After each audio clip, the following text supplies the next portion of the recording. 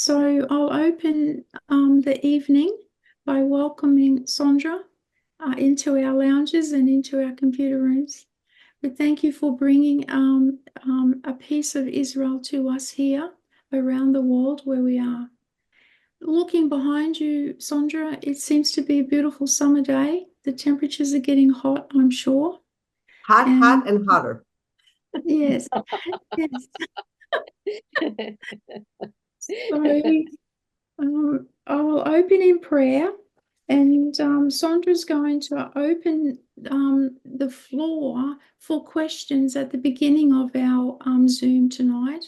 So just mixing it up a little bit, and then she'll talk to us after a period of questions, that if you have any.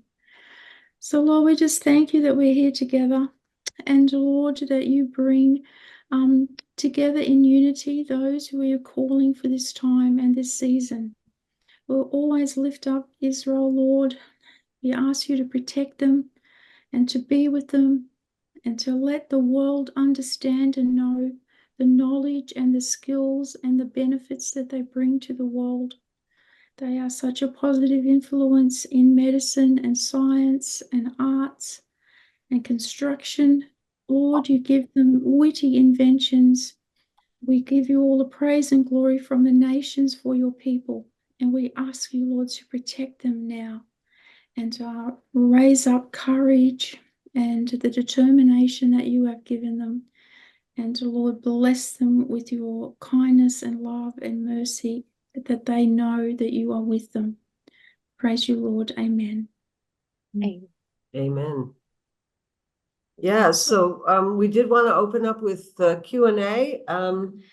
Does anyone have any questions, particularly about what's going on in Israel or anything else on your mind? And we thought we would just start with that today.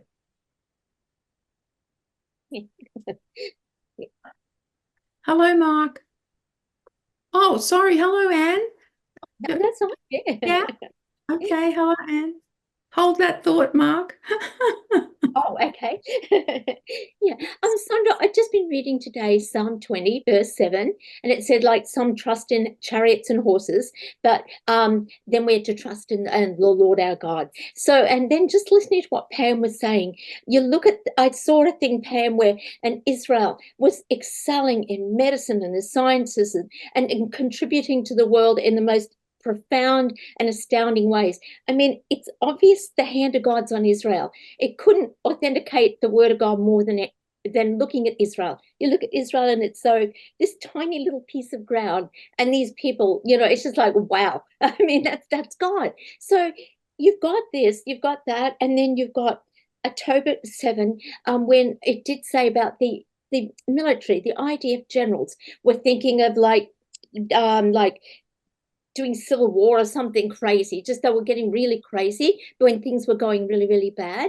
And I heard a thing the other day saying, like, the IDF, the big general, and that all the generals need to go home and let the war go on and get victory. They're like as if they're just not letting it go to victory. They're all the time holding back and holding back. And so I was looking at Israel. It's just God's on your side. You've got God.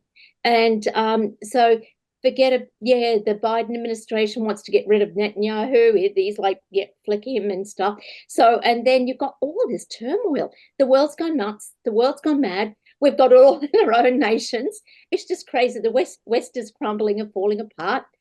I don't know. So Israel, how just to cope with the generals, that irks me, that you want victory. You don't want to play the Ukraine Russia thing. You throw a bomb, I'll throw a bomb. Let's do this for 10 or 15 years. War is business. It makes a lot of money and all that sort of stuff. You just want to go to victory and get the thing done, So what are your thoughts on all of that? Okay, so one of the reasons I wanted to start with Q&A is because I'm really tired of making a presentation that is so depressing. Okay. Because every month. Sorry. No, Anne, I'm really glad you asked that, because it's exactly what I was looking for. Every month, I get on and I give a whole, summary, and it's incredibly depressing. And what you said now And you said it's all very depressing, but on the other hand, you put a positive spin on it because you said in the end, God's in our corner. And I think that's right. I do. But just to kind of clarify what's going on, and again, that's why we started with the Q&A, to try to have an opportunity to clarify things without spending too much time on the depressing stuff, and then hopefully going to a message that's a little bit more positive. But anyway, there's a lot of confusion in Israel today. It's clear that what happened on October 7th was a huge failure, both of the government and of the military. And for the beginning of the war, it was a real consensus to put all of that investigation and criticism to the side because the goal was to, get the job done and defeat Hamas. Now, the war has been schlepping on, okay? And on the one hand, there have been a lot of successes. On the other hand, they clearly have not defeated Hamas, and Hamas still has hundreds of kilometers of tunnels. We just heard a report this morning that the IDF assesses not just that there's a lot of tunnels that they haven't reached, but that Hamas has even succeeded in repairing some of the tunnels that have been destroyed, which means that there are still underground passages from Egypt to Gaza that are still working. And we know this because that's one of the things that the IDF is on now. At the south of the Gaza Strip, at the Rafah crossing point, and across that whole area, the southern edge of the Gaza Strip where it meets Egypt, and they're trying very hard to stop these underground passageways, which is how the ammunitions and the cement and all that stuff has gotten in to Gaza. So it's a long process. And so mixed into this is the hostage issue, and there's a debate, should we be willing to sacrifice more to get the hostages back? Because if we don't get them back soon, we may never get them back. These are people who really were abandoned by the government, by the army in many ways. So it's a very, very difficult situation. On the other hand, you don't want to agree, and I think there's a consensus, is we cannot stop the war, maybe stop a certain phase of the war, but we're not pulling out of Gaza. We've got to remain there because we have to make sure that whatever happened on October 7th won't happen again. But at the end of the day, and we, of course, as you said, there's American pressure from the Americans, from all kinds.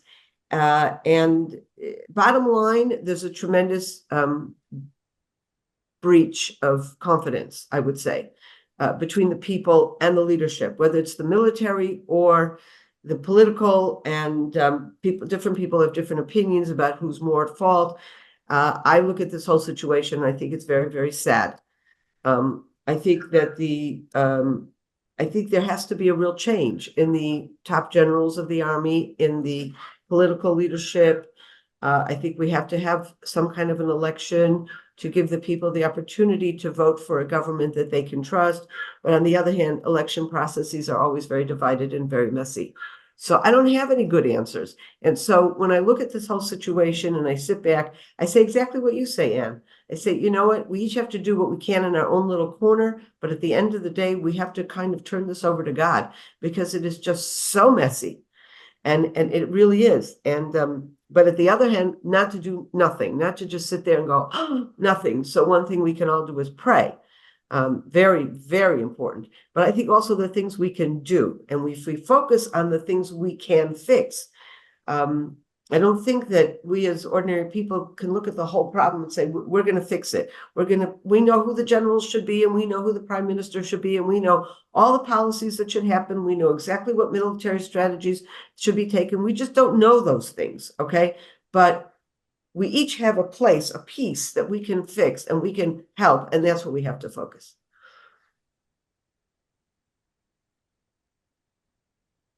Okay, thank you. Mark was next. Yeah. Yeah, Mark was next. Thank you, Sandra. Mark. Thanks, Sondra. Yeah, good evening to you. It's evening in Australia. I'm just wondering how you're viewing the rumours or talk or whatever it is that's going on about ceasefire negotiations. Is this likely to bring about a beneficial result from Israel's perspective, or how do you view that particular situation? I think there's a consensus in Israel that we should not agree to pulling out of Gaza. I think there is a growing consensus of Israel that we can agree to some kind of temporary cessation of a certain level of fighting in Gaza. And that may actually work to our benefit because I think the IDF needs time to regroup. I think we are looking at a serious war in the north, and that requires serious response. And for as long as that we are wholly engaged in Gaza, it's going to be very difficult to seriously engage in the north. So that's where people are seeing the difference. It's one thing to say we will cease, active fighting for a period of time to enable the hostages to return. Quite something else to say we will withdraw from Gaza. And I think most of the government and most of the military are saying that it will be years of dealing with Gaza in one level or another to get it to a point where it is no longer a threat. And it may be forever. And people compare it to in 2003, there was an enormous increase in terrorism. It had been building already since 2000, 2001, and it came to a real head in 2003, and finally in Judea and Samaria at the time. And finally, even though the IDF had totally pulled out of 6 Arab cities, what were considered Area A in Judea and Samaria, they went back into those cities in a campaign that lasted a few weeks, the actual campaign.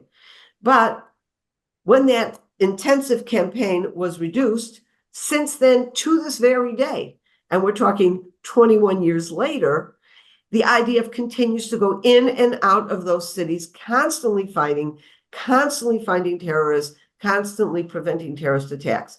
And so many people see this as a model.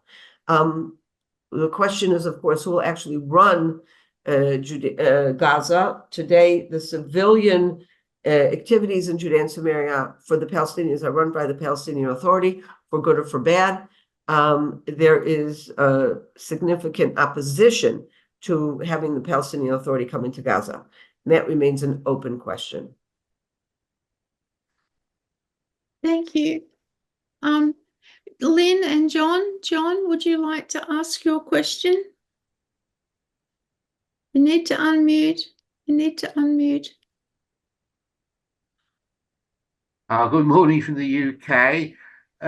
Sondra, from Israel's perspective, how do you see, and also you being an American, see the divisive politics in the US sort of impacting on Israel in the coming months? Because in his presidency previously, Trump was quite pro-Israel, but he's a bit of a wild card. So I'd be interested in your comments. Well, everybody in Israel is talking about the debate that happened last week between Biden and Trump. Trump, as you said, is definitely a wild card. He was very pro-Israel first term. He seems to be saying the right things now, but I don't know. He's a bit of a narcissist, and what he's been saying is, if I were president, October 7th wouldn't have happened. Well, maybe yes and maybe no. I don't know. But I would like to hear more from him. Of the one good thing he did say is that he said Israel needs to have the freedom to pursue this war to its conclusion. And that was encouraging for us. But no question, Trump, has a lot going for him, but he has a very problematic personality, to say the least. On the other hand, we looked at Biden, who clearly is descending into senility. He's old. He has a number of people looked at him and say it looks like he has Parkinson's, and there's a lot of rumors going on about that. I'm actually quite disturbed for the American people, because I feel like it's clearly his medical condition raises questions about his ability to function as a president, whether you like his policies or not. Is he physically and mentally capable? And it sounds like there's a real cover-up going on there in the White House as to what his real capabilities are. I definitely think that although under Biden, there was a lot of support for Israel in the beginning of this war, he has since proved to be a very problematic player, pushing Israel to pull back. The whole delay of us going into Rafah, the southern part of Gaza, cost us tremendously, both in lives and in deterrence and the ability to, finish this job as quickly as possible. And we blame that all on the Americans, because it was because of American pressure that we didn't go forward. I have my own criticism against the Israeli government as to why we are so, we listen so closely to the Americans. I think that, at the end of the day, the Americans help us not because they are trying to be charitable, but they help us because they believe this is in America's interest to have a strong Israel. And therefore, I think if we were to say, well, America, we like you very much and we honor your opinions, but in this case, we believe that we need to go into Rafah now. And I think if they would have done that, it would have been okay. But that's my opinion. So, all of these things are very difficult. But I don't know. I think that Trump would probably be a better president than Biden for many reasons. But that's not to say I don't have my concerns about Trump as well. Yeah, I mean, in the UK, what happened in the election last week is Starmer will become under pressure from his own party to move more against Israel because of the substantial Islamic population in the UK. And I mean, they've actually got independent MPs now on the basis of the Gaza stand. Well, look at what's happened in France. France is really a disaster. It's the same issue. Right. A substantial having to rely on the extreme left, extreme anti-Israel positions to bolster up a government. This is a problem in both countries right now. Yeah, and is the reason why Biden, I think, has become so problematic for Israel, because I think his heart is, he's not in favor of right-wing policies in Israel, but he's definitely in favor of Israel. But he's relying for support on very anti-Israel people in his party. And that's the biggest problem. That's similar in the Labour Party, right? Exactly. In the UK, similar in France. Also, I don't know whether you know, Starmer his wife is actually Jewish. Right. So you might have a personal sort of aspect of this. Okay, thanks, Sondra. Thank you, John. Thank you, John. Hello, Barry. I'd love to hear from you. Hi, Sondra. I'm just wondering what you make of the spiritual climate in Israel at the moment, with the war in Gaza going on and on and on, and no real end in sight. And even as I speak, there's a red alert on my phone showing as rockets attack in the north, the impending war in the north. Do you see people in any way there's an increase turning to God and to prayer in this situation? Can you comment on the spiritual climate and the reaction of the people in a spiritual sense to what's going on? All right, well, some of the things I'm going to be talking about will address that. But just to answer that briefly, not just now, but over the last number of years, it is well known that Israel has become a more religiously oriented society. And if you look at the IDF in particular, there's a lot more of a religious orientation within the actual soldiers and commanding officers. There's been a lot of prayer that goes on before they go into battle, before they go into a particular campaign. And of course, absolutely not something that anybody forces on anybody, but it's, it's very often someone says, let's pray, and the soldiers really appreciate that. There is a huge demand, and this is ongoing, for tzitzit. Now, I don't know if you know what that is. It's the strings. Yeah. The Bible tells us that you're supposed to put on the four corners of a garment these strings. Yeah. The purpose of those strings is to remind you of God and to remind you of the commandments and your obligation to follow God. And religious men wear a garment with these strings on it And the army provides, for anyone religious, will provide that garment in the khaki green color. It's kind of cute. But there's been an enormous request for these beyond what the army usually has. And you have these groups of people, my age and older types, who are getting together and tying these, because they have to be tied in a certain ritual way. And getting the green garments and the strings from the army, and then they're actually tying them and providing these by the hundreds or the thousands to soldiers. So this is just one small little way of our indication of what's going on. Thank you. Thank you, Barry. Sondra, I have a question about the ultra-Orthodox Jews. Has there been any progress on them coming to serve in the IDF?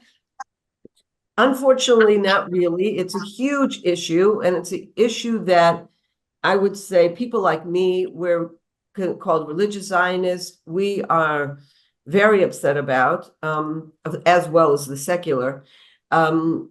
But from our point of view, the Orthodox are putting it forward as if you either care about God or you join the army. And our population does both. I mean, I have two sons who are rabbis, and they're on active duty. I mean, one right now is on active duty. One is going on active duty in a few days. And they were both on active duty for months, went off for a few months, now back. And that's how all of people, of my community is like. There's no reason in the world why you cannot be studying Bible, believing in God, following the commandments, and going to the army. And in fact, our rabbis, and there's a lot of speaking and writing going about this all over the country, our rabbis are saying in a very forceful way that it's actually a desecration of God's name to use God as an excuse to not be part of this very important service to the country to save lives and save the people of Israel. So we really don't have a lot of tolerance for that. Unfortunately, their rabbis are saying otherwise, and there's a certain, I don't know, there's an environment there that they're afraid to do things that their rabbis don't agree with, and their rabbis are just wrong when it comes to this. And so it's quite an issue.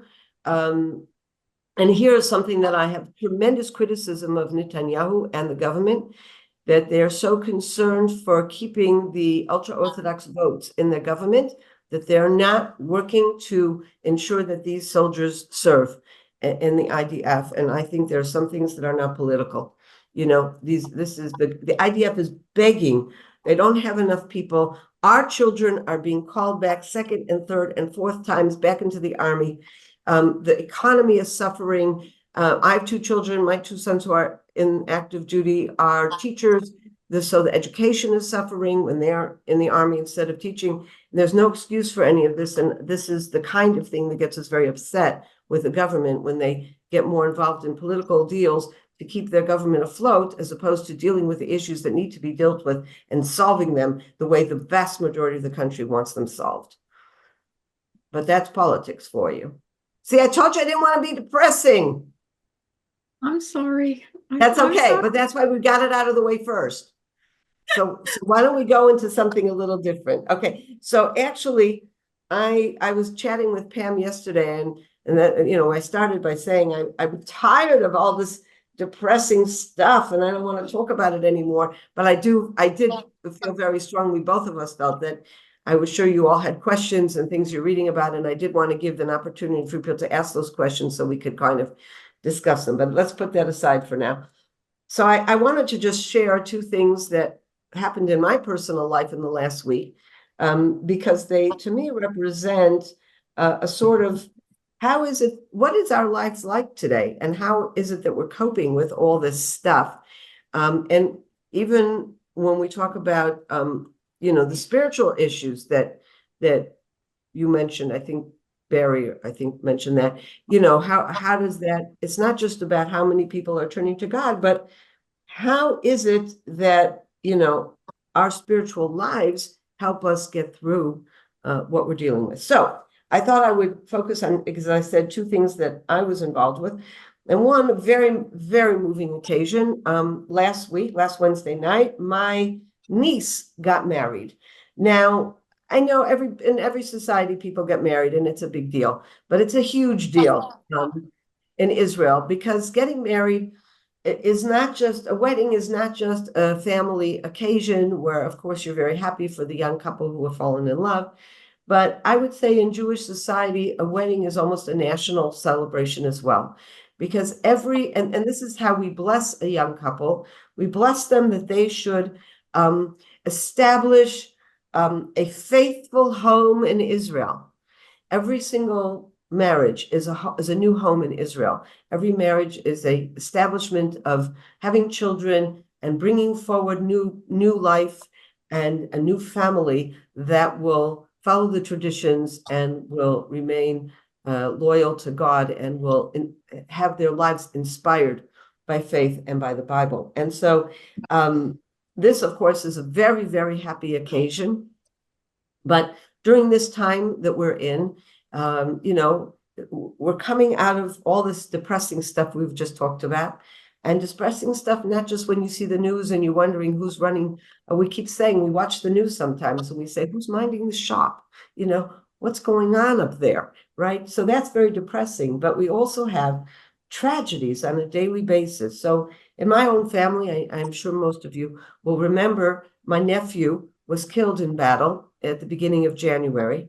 So my niece who got married was that nephew's sister. So basically, this was an incredible, if you can imagine, roller coaster of a time.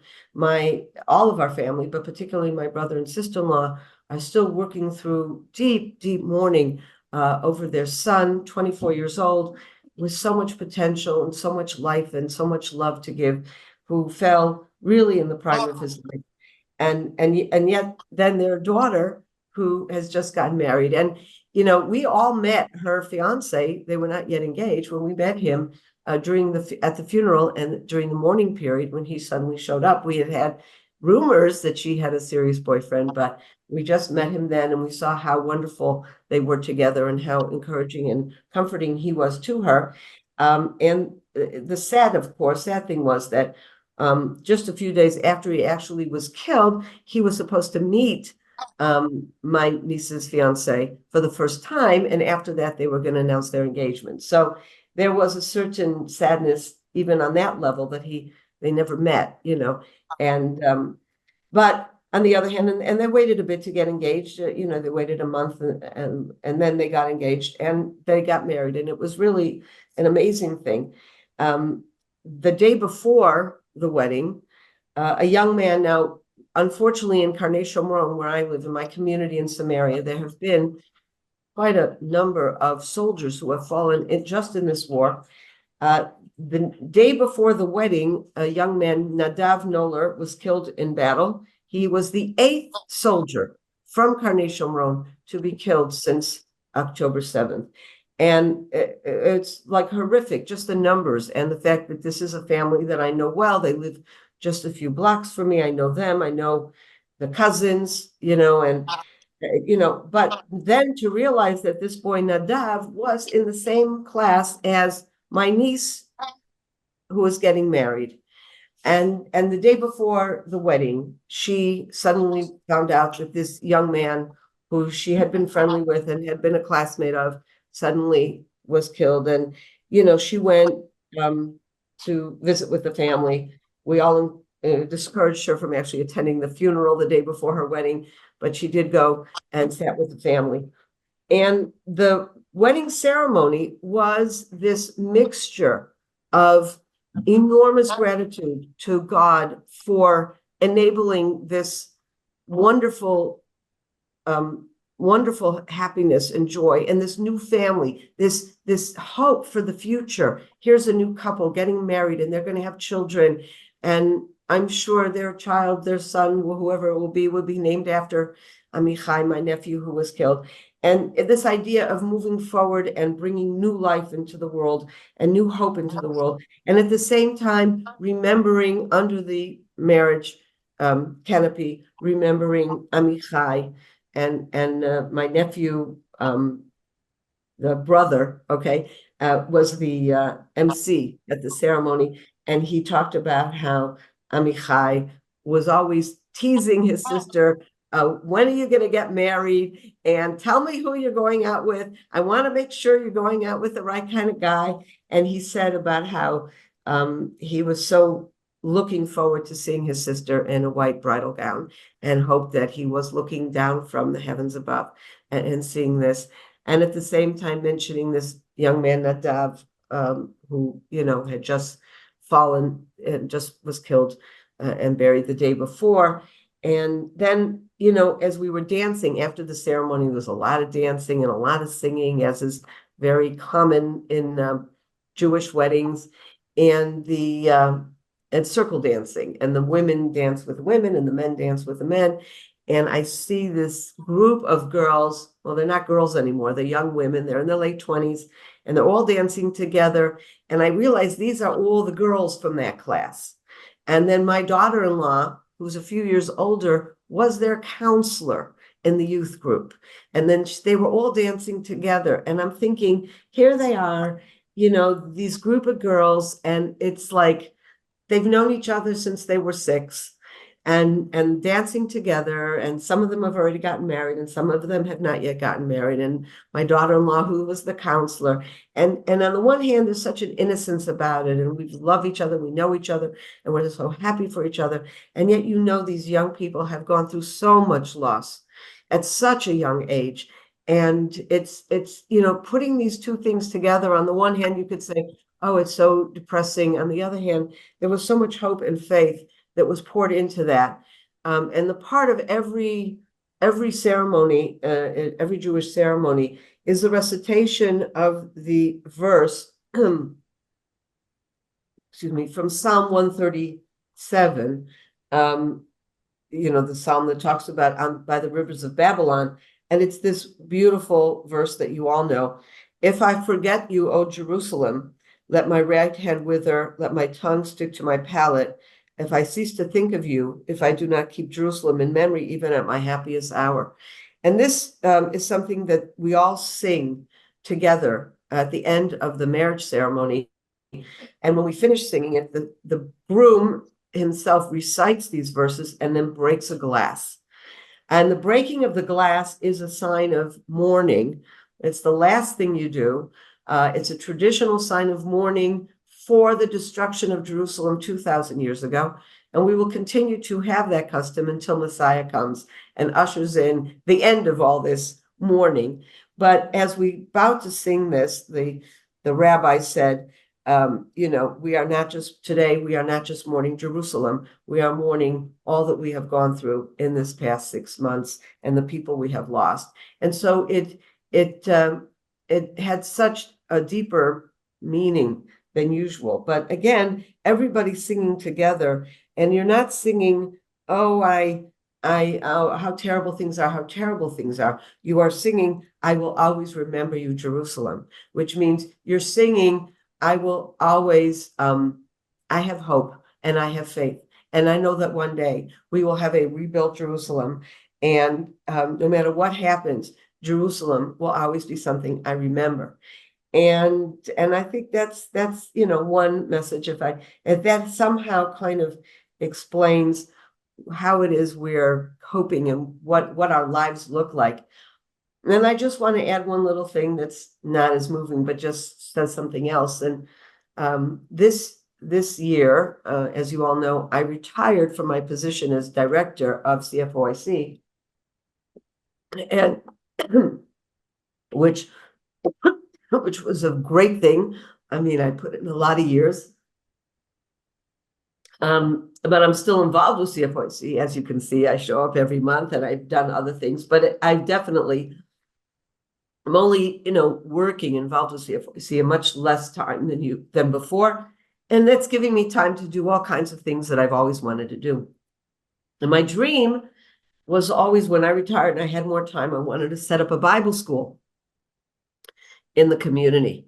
And I did it, and I was planning it before the war happened, and then the war happened. It was anyway going to only start in the middle of October after all the holidays. And then the war started and was like, oh, we're going to start this. Should we? I mean, what are we doing? And we started it anyway. And actually the first the first week, it was just a few days after the war had begun. So we didn't start with a normal class or anything. We just had a prayer session together, and it was very, very meaningful. It was a session of the women. We prayed together and we talked together, and it was very moving. And then we started studying. And I think what most of the women have been saying, now we've had sporadic classes here and there. We've had a regular class for years on Bible on Shabbat, but this was added. This was a few classes on a Sunday morning and one class on a Tuesday evening. As there are more and more people like me who are retiring or semi-retired, we have many more women who have the ability to come to a Sunday morning or morning, classes. And so that's what we've been doing. And it's really been a success. And people throughout the year would say to me as they meet me, like on the street or whatever, that they're feeling so appreciative that there's this moment of sanity. There is something that's a spiritual anchor that they are able to hold on to, that we come together and we study Bible as if there's nothing else going around us. Now, of course, as we study Bible, so many things become relevant. I've been teaching the book of Samuel, and there's some of you enjoyed my English book of Samuel that I've been teaching through CFOIC for a few years, but this is in Hebrew, and we discuss the qualities of leadership of Saul and of David, and so much of these issues resonate with the kinds of things that we're dealing with. So that's given a great meeting. Anyway, so on Sunday, we finished now the year. We took a break for the summer, but on Sunday we took a group. I led a group of these women to Shiloh.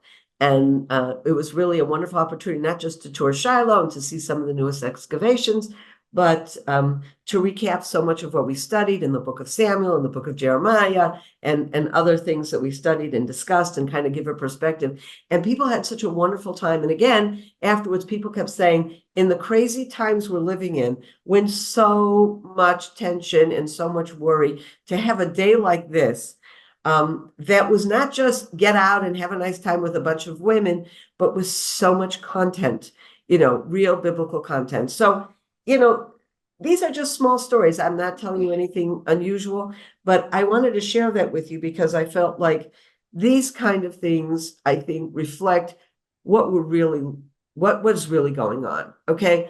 I'm not in the army, and I'm not a general, and I'm not, thank God, in the government or in the Knesset, but these are the things we're doing, how we're living. And I think, especially when I look at the Bible study, it's to me such a perfect example. We've all been doing things to help with the war, and I've been involved with CFOIC to raise money for vital security equipment that has become that much more vital since the war began in Judea and Samaria. And thank God you and people like you have been generous, and unfortunately the needs continue. But just as an individual, what can I do in my own community? I really feel that we are studying more Bible that is strengthening us and giving us the spiritual nurturing that we need to keep going with a smile on our face and to keep doing what it is we all need to be doing. So that's my message for today. And I'd love, anyone has comments or anything. Sondra, am I allowed to ask another question? Of course. Yes. Do you have a favorite place in Israel? Do you have a favorite place? Yes. And some of you have been with me there. I love the 3 C's outlook. Have you been with me there, Pam? No. Diane, you weren't with me there ever? Near Itamar? Oh my. Yes, Diane, I know you were there. Anyway, I love it because first of all, where is it? There's a community called Itamar. It's in Samaria. And you go into that community, but you go past the community. You go all the way east, and you're standing on a hill. There's no significance to that hill. Nothing happened on that hill. But from that hill, you have this amazing view. You could see the Dead Sea in the south. You could see east across to Jordan, and you're seeing essentially the mountains of Gilead. You could look to the north, and you could see bits of the, bit of the haze above the Sea of Galilee. On a very clear day in the winter, you could even see the snow-capped Hermon Mountains. But in the closer foreground, you see the Oak of Moreh, Mount Ebal, Mount Gerizim, and the city of Shechem below. And you could just see the story of Israel playing out before you, because you see Oak of Moreh, where God first promised the land to Abraham. I will give this land to your children, Genesis 12. And then you see where the nation of Israel came back into the land, and they go, one of the first things they do, they begin a little bit of the conquest, but after Jericho and the Ai, they go there. And they stand between these mountains, Mount Gerizim and Mount Ebal, going up the sides of the mountains. And it is there that they enter into a covenant with God for the first time in the land of Israel. And it's so significant because at the end of this covenant, there's kind of like an addendum, and I'll just read you a bit of it. It's one of my, it's, again, I'm talking about foundational verses. I'm not talking about the most beautiful poetry or anything, but if we're talking about foundational verses, when all these things befall you, the blessing and the curse, which is that covenant that I have set before you, and you take them to heart amidst the various nations to which the Lord your God has banished you, and you return to the Lord your God, and you and your children heed his command with all your heart and soul, just as I enjoin upon you this day, then the Lord your God will restore your fortunes and take you back in love. He will bring you together again from all the peoples where the Lord your God has scattered you.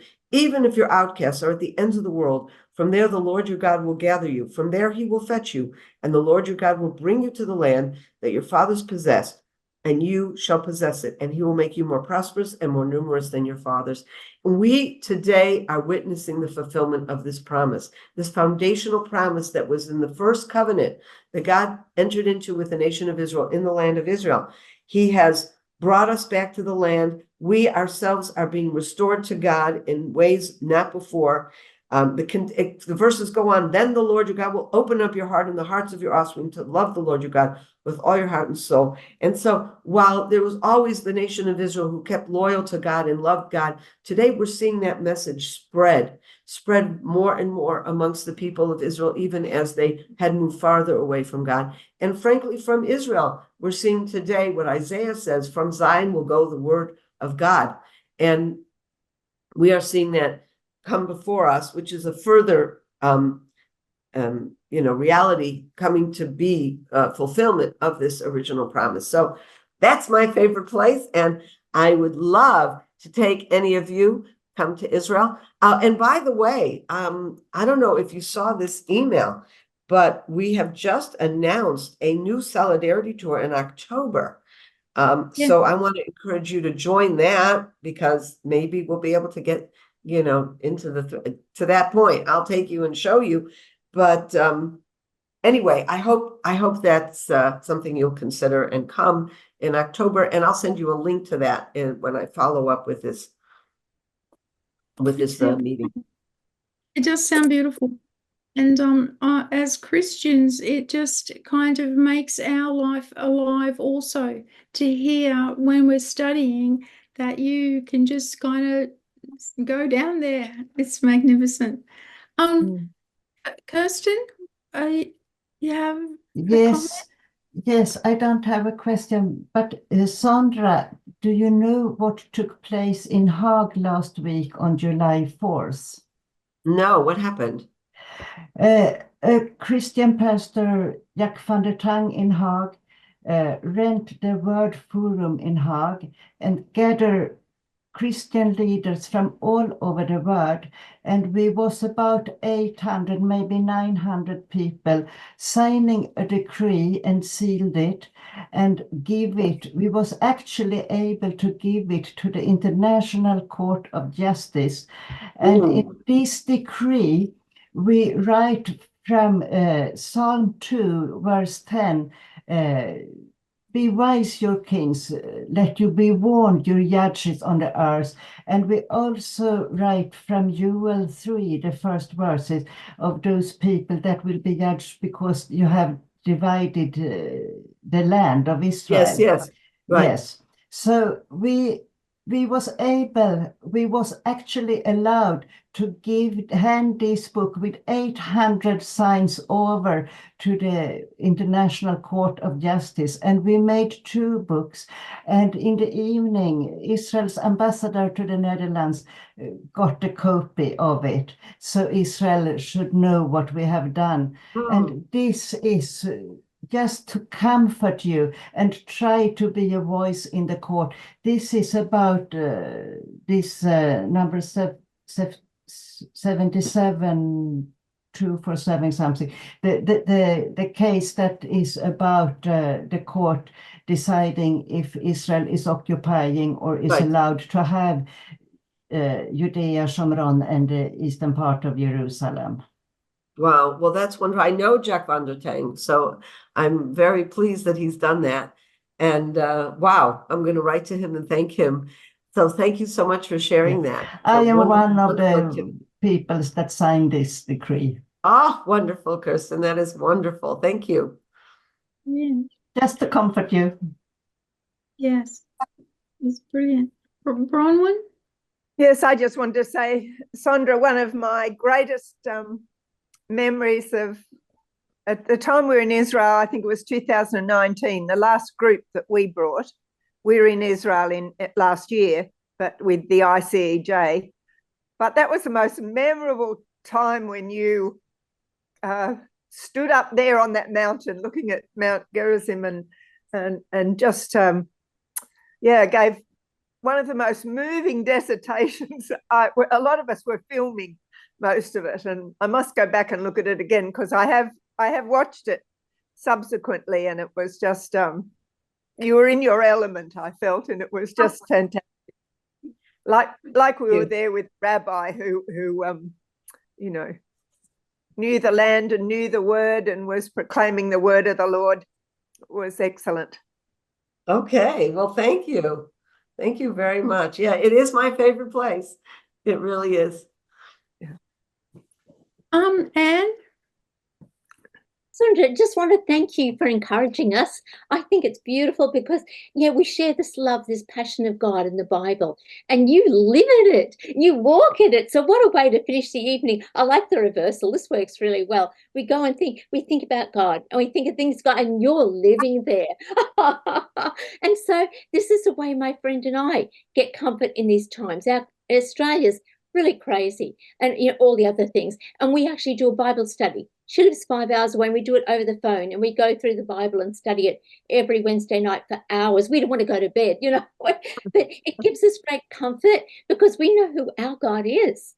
He made us. He made all this. So the comfort that you can have, that Israel is his chosen, his beloved, his family, and wow. Yeah. So that's the comfort that we all can share, that at the end of the day, it's all crazy, but we've got God, and the word of God is, and you're living in it.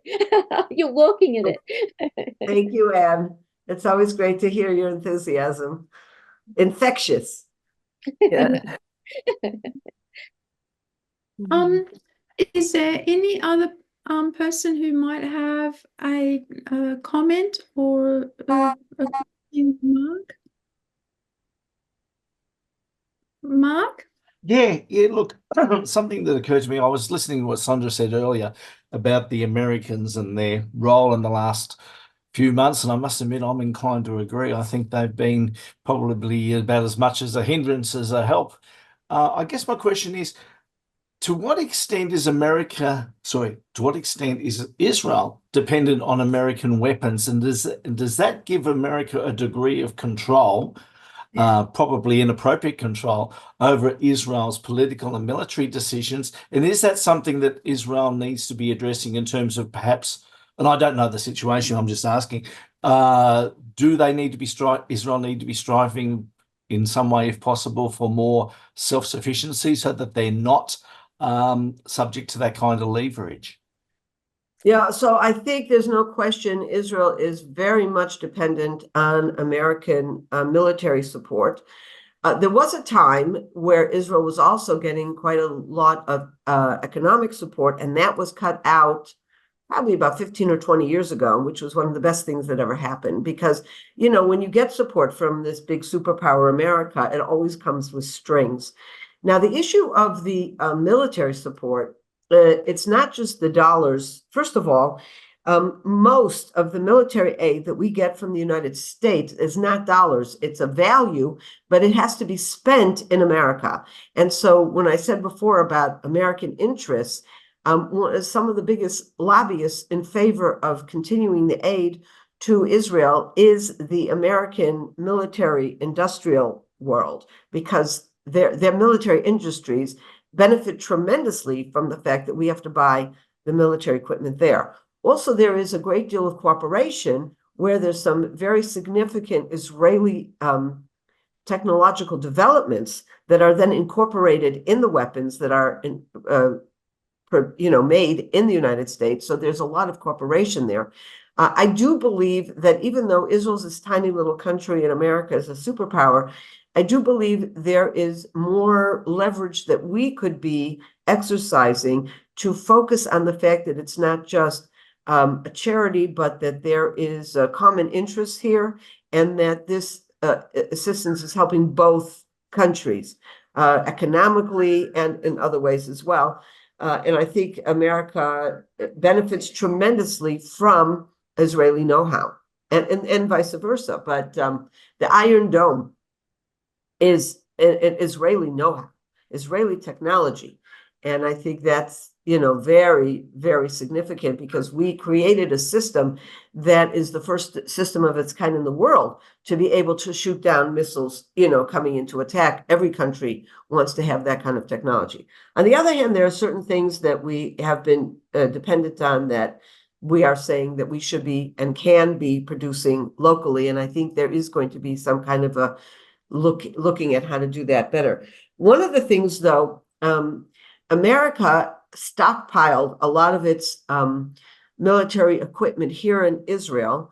The idea being if Israel would need it, it would be instantly available. But also if America would need it for some kind of initiative it needed to take in the Middle East, it would be already here and did not have to be airlifted from the United States. What happened, though, is that when Russia invaded Ukraine, America insisted that Israel transfer that stockpile to the Ukraine.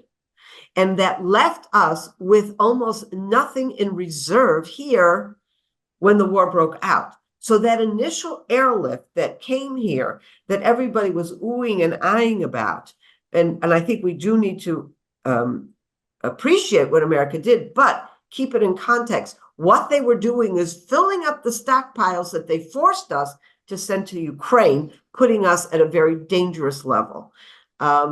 So, it's all part of the mix, I would say. But I do think that we do need to find ways to be more independent of America, 100%. Diane, we have time for one more interaction. Lovely to see you, by the way. Hi. Sondra, thank you. I just want to ask, mention that I was reading yesterday that they were saying that the really big bombs that they want that aren't coming through, they really need them because the tunnels that they're finding, especially around Rafah, are not just under the surface. They're 1.5 meters and deeper. So they really need the big bombs to blow them up. And that's Absolutely. a big problem because there's nobody else that provides that sort of, whatever you call it, artillery or whatever. Right. So it's very important. They keep talking about these big bombs and, oh, no, we're not going to let you have it because you're fighting in civilian areas and you'll kill the civilians. Yeah, well, the civilians are the ones who are killing us, so it's all a bit lopsided, I think.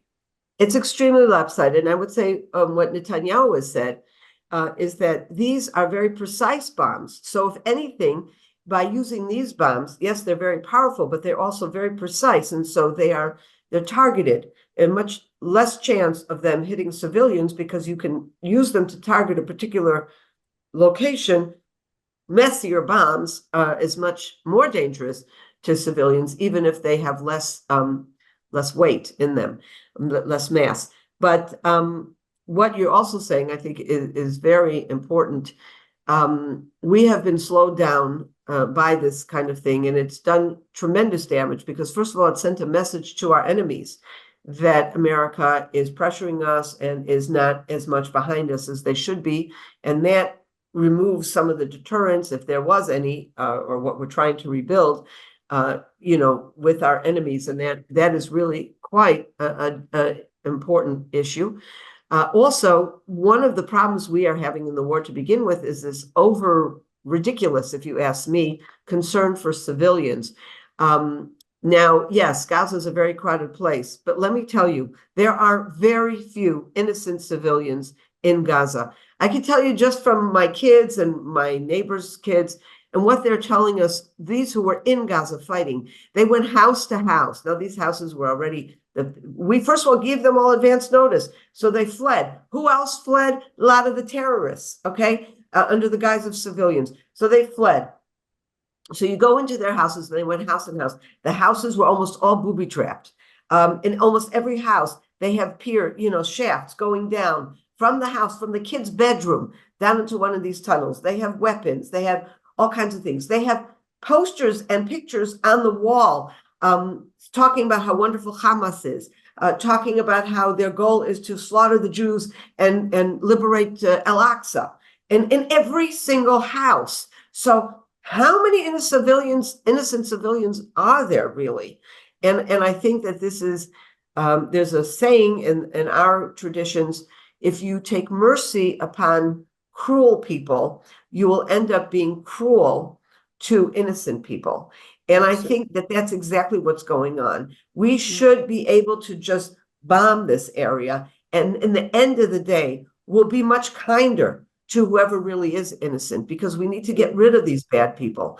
And if there are, yes, and some people will get killed along the way. When America bombed the whatever out of Afghanistan, they killed so many more civilians than not even coming near. We're not coming near to the numbers they had. There's such a crazy standard that's imposed in Israel, and I think we should be ignoring that standard. But like Hague is sitting there, and there's a lot of consequences, and we're in a very bad place. We really are. But what can I tell you? I'm glad I'm not the prime minister. That's all I can say. There are two comforting words I'll give you: but God. Absolutely. Absolutely. You have to come back to that. Absolutely. Yeah. Thank you. Thank Well you, Dan. spoken, Sondra. Well spoken, Sondra. All right, Grace, how are you? Well spoken, yes. Powerful. Thank you. Let the IDF go on, huh? Absolutely. Were Right. you at the Hague as well on this thing on July 4th? Where was I? Yes. Kirsten was talking about something that went on in the Hague. Yeah. Presenting. Yeah, there were 3 events in The Hague. There was the Israel Allies Foundation meeting with politicians worldwide who stand with Israel, and that's a meeting that I attended. Then the second meeting was the Conference of Think of Andrew Tucker, who explained about the legal and political issues regarding the International Criminal Court and the International Court of Justice and all the lawfare that's going on. And the third conference that the woman spoke about, that was attended by Willem and my colleague Frank van Oort. So I did not attend that last conference. And a few weeks earlier, I was at the European Jewish Association. It's an umbrella organization of all Jewish organizations in Europe. And they had a conference in Amsterdam. And that conference was also, we participated with 3 colleagues. And that was very unique because we were the only non-Jewish organization that participated in the conference of the Jewish European Association. That was very good. So we go on, Sondra, with standing with Israel in all the ways we can. Just so that you all know, this is Cornelius Kant, who's the international president of, or international director of Christians for Israel, which is based in Holland, but reaches out to Christians all over the world, and they do wonderful, wonderful work for Israel. So we go on. Thank you. Thank you, Cornelius. A pleasure to meet you, Cornelius. It's lovely to meet you.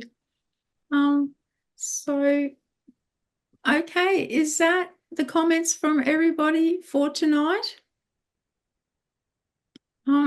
Sondra, we'd like to say thank you so very much for coming and talking to us and giving us a beautiful taste of Israel. Both a list of things for us to continue to pray for, but also to remember joyful events in the magnificent land of the Lord. And so I know that Shmuel has been touring to Scotland and to the United States, and I'd like to let you know that he will be coming to Australia on the 16th of February next year. And so I'm going to start looking at helping set up that tour so that we're not, I'm not kind of frantic in January and February. That's not me.